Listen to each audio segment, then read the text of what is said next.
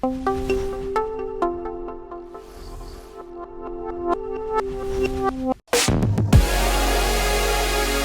back to Wondour, guys. We are here with Miss Emily Chandler, and we are here today to talk about the #1 question that's been coming through our community line about supplements. Yes.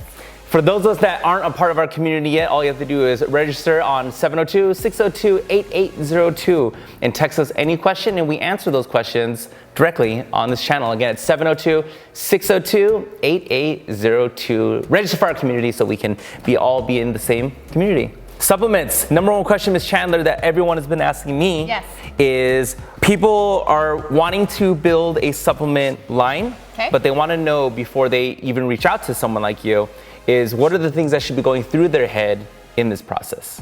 Great question. There's a lot of research that you should do before you start into launching a supplement line, and that's why I'm here to help.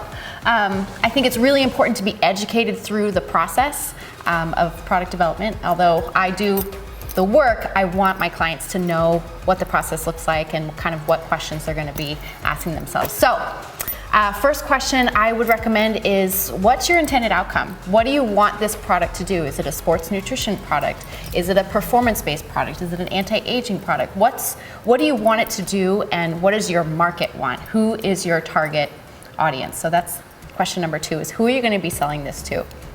Personally, I like to make products that I use myself, selfishly. Let's jump on the first question. Okay. What should the supplement be intended to do? Yes. Can you give us some examples of that? Sure. So again, you want to work with the end in mind. If you want a sports performance supplement, you're going to start researching the ingredients that are centered around that. Creatine, BCAAs, things like that. If you are looking to do an anti-aging, or I have a great product that I made that's to benefit your heart. So it has a lot of polyphenols, red wine extract, and things that... Resveratrol. Resveratrol, yes. Things that benefit your heart muscle. So working with the end in mind of like, what do you want this to do for your body? Resveratrol actually does something, I used to sell a juice that had that, and I would always tell people that it's what makes it the wine part healthy. Yeah, absolutely. Resveratrol is a real thing, and it works. Okay, so then to jump on your second question is, what are the ingredients that should be included or we should be thinking of? There's so many different products with these ingredients that at the time are the highlight things, and we've talked about in the past before when it comes to like acai. People are excited about that at the time, or the maqui berry. I don't know if you're familiar with the maqui. I haven't heard that one. Maqui! And then did you see on TikTok the girl that I literally thought of you so right away, where she has her sauce that she adds dragon fruit. Oh, and really? This girl made this sauce for like chicken wings and things like that. She puts dragon fruit, so everything's pink? It's all pink. I love it. People are like freaking out, and people are like, the labels are incorrect, and she's under a little bit of heat, but it went viral. And then it's funny because she came out with her own product, and I was literally thinking about us because it's like she's building these. She came out with her product. And then we always talk about dragon fruit as of recently because one of your products has dragon fruit. Yes. So when it comes to these, is there a potential marketing ploy that you recommend that people who are going to come out with their own line of something, of their supplement, that they should focus on the certain ingredients?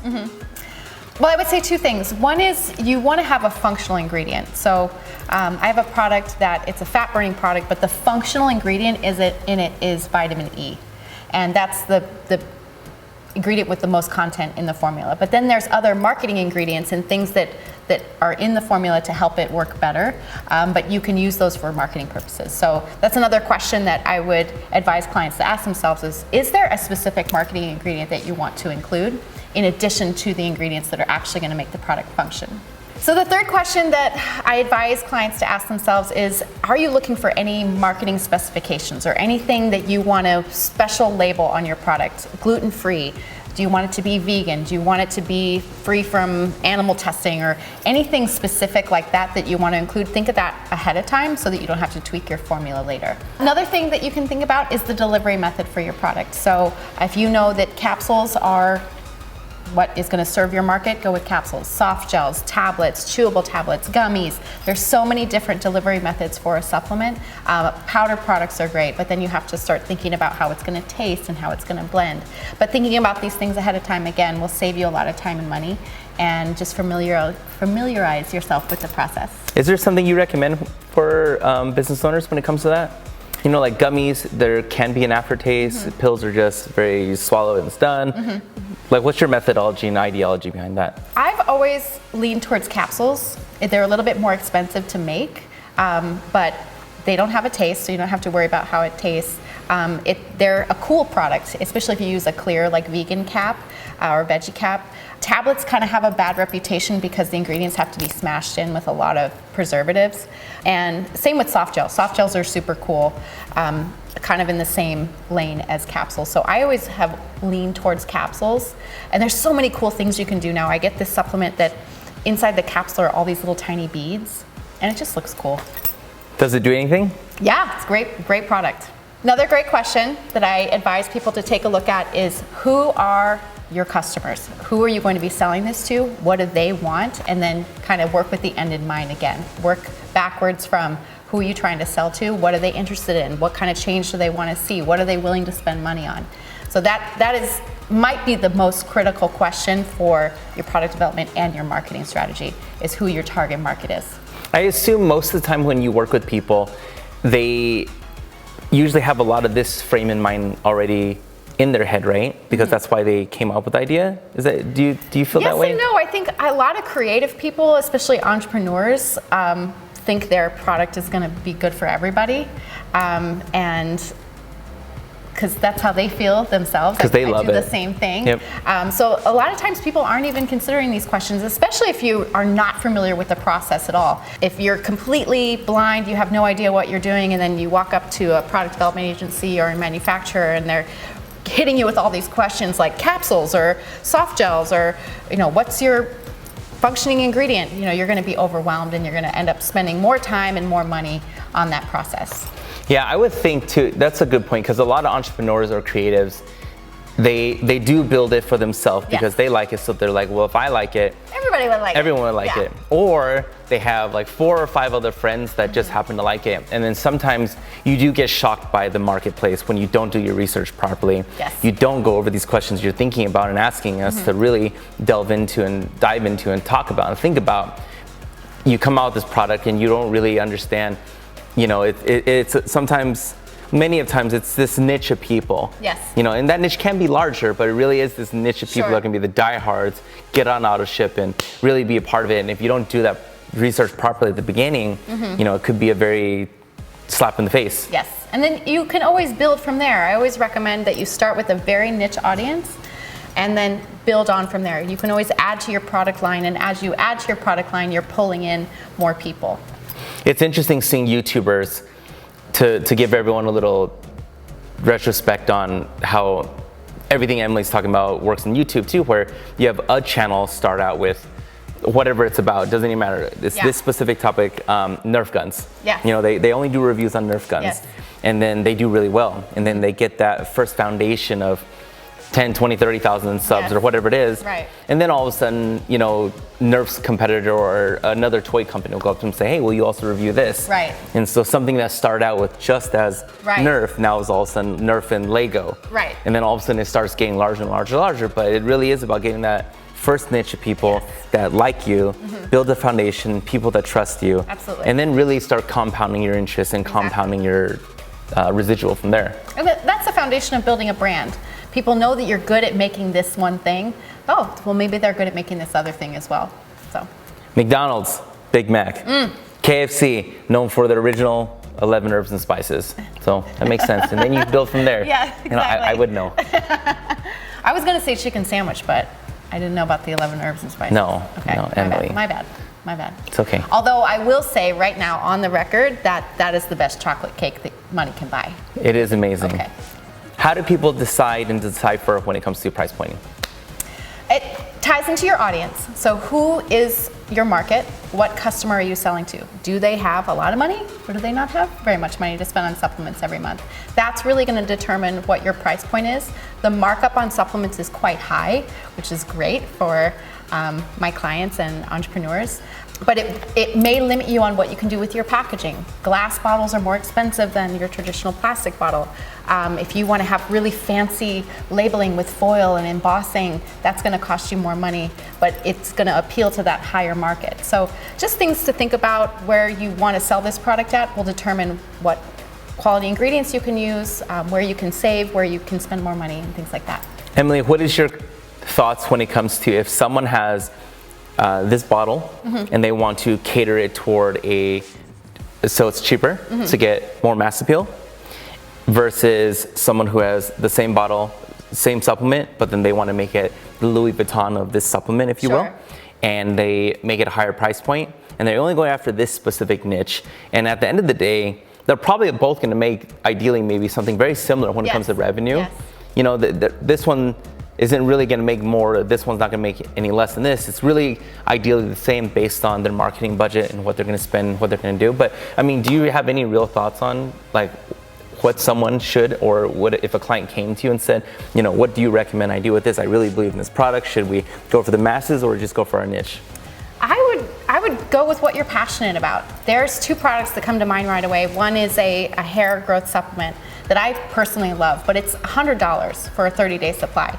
So it better come in a nice glass bottle in a really fancy box with beautiful packaging and incredible marketing. Like you open up the bottle and the tearaway seal says keep growing, like cute stuff like that. I also use a hormone product that's a cute little capsule. It comes in a little rinky-dink jar with some like silk screening that I can't even read. I love both of these products.